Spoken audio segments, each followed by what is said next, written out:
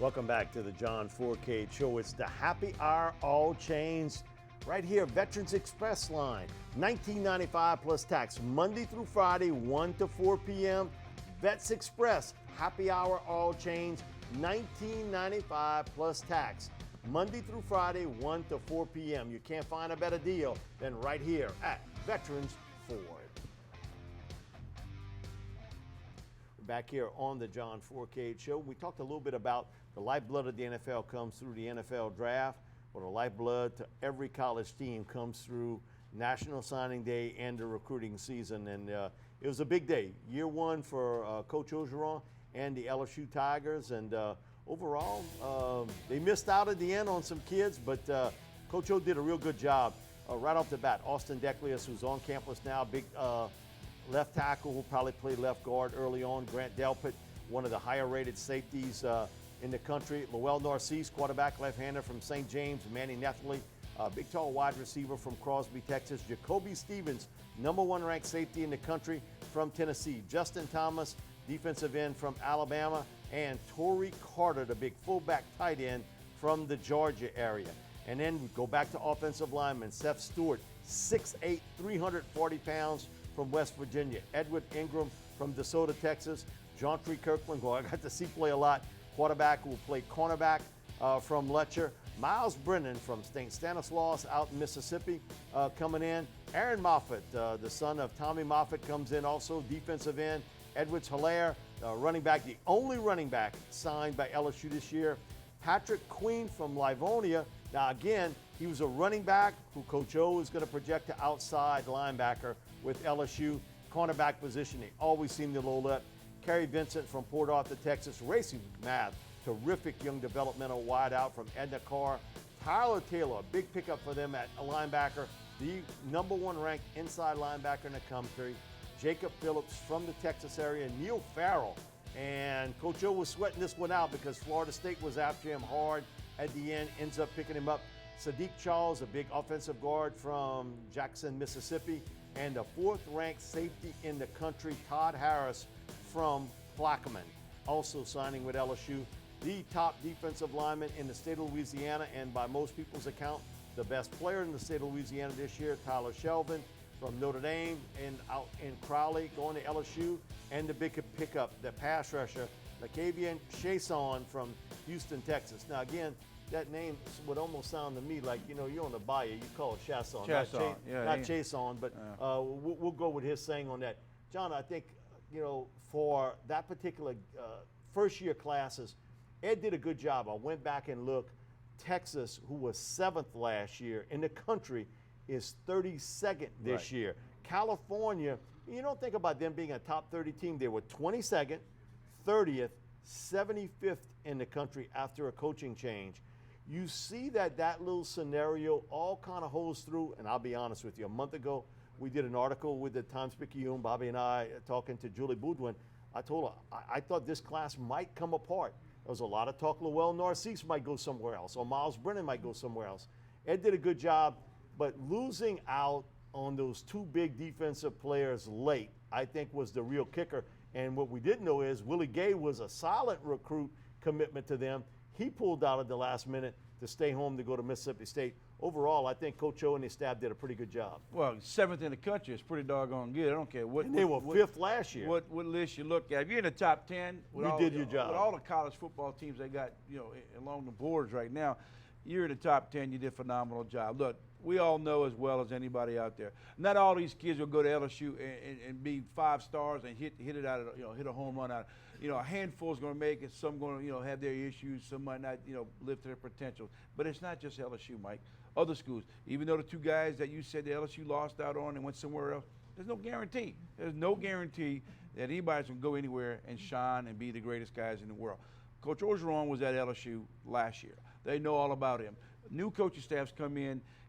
I wasn't sold on Herman going to Texas. It is what it is. He's there. I would have thought, though, that he can go into Texas and just pick up what he did. Yeah, it didn't happen. There's some issues going on right there. I think a lot of players aren't sold on him.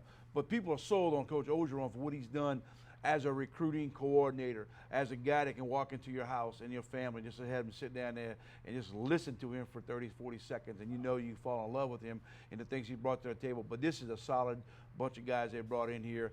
They replaced some good players that they lost or they're losing right now to the draft. They got some safeties in there. They needed some offensive linemen. Don't know yet. Linebacker is where that's they a hit. big key. They needed some linebackers. They struggled with their linebacking core. They need to replenish their secondary because they lost some players. But my key is this, guys. I don't care what anybody says. We won't know about the quarterback scenarios for another 2 or 3 more years.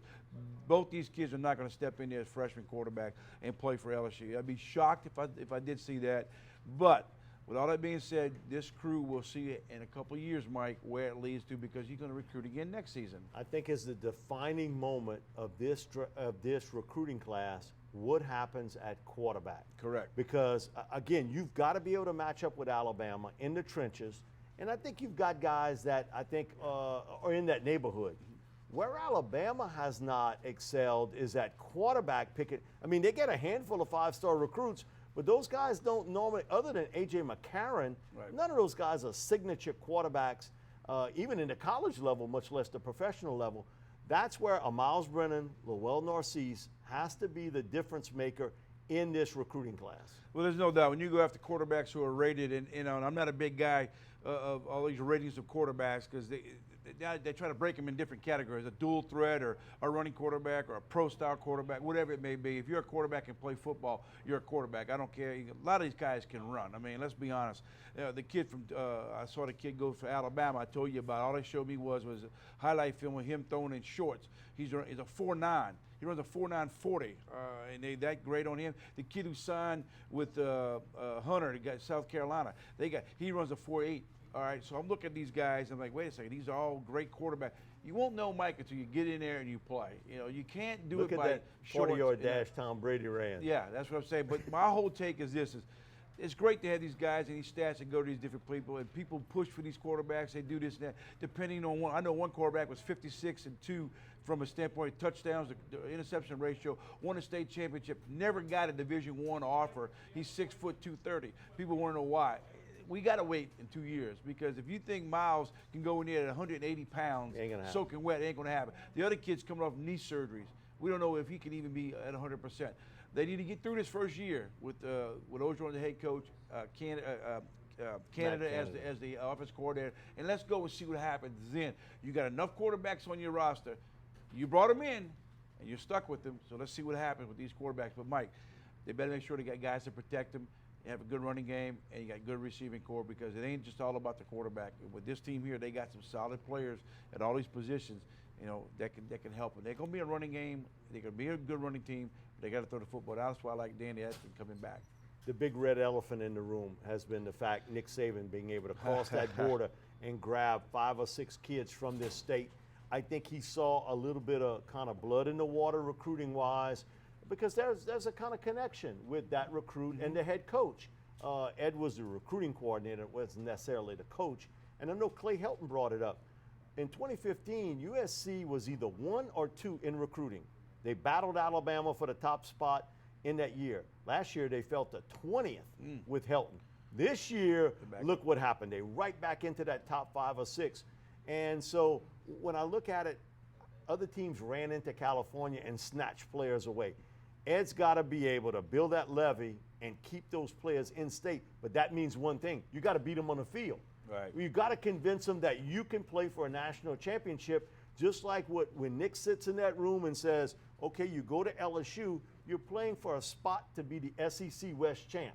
When you come with us, you're playing for a national championship. Yeah, and look, you can't fall. It's like politics. You take whatever it takes to get to that office, and you're the head coach. You tell these young men whatever they want to hear. You want to come play for us? I think we played for 4 national championships in the last 4 or 5 years. Or do you want to go play for a team that's going to come in second every year to us or third to us and go play in the Gator Bowl? What's your choice? I want to go play for a national championship. And so Ed's got to fix that along with his coaching staff. Another thing, too, what John brought up about the quarterbacks. Look at Deshaun Watson. He was the Class 3A Player of the Year in the state of Georgia. Georgia didn't offer him. He goes to Clemson. Drew Brees, Texas kid. None of the Texas big-time schools offered. He goes play at Purdue. Look what they've accomplished. We'll have a lot more here on the John Fourcade Show, sponsored each week by Veterans Ford.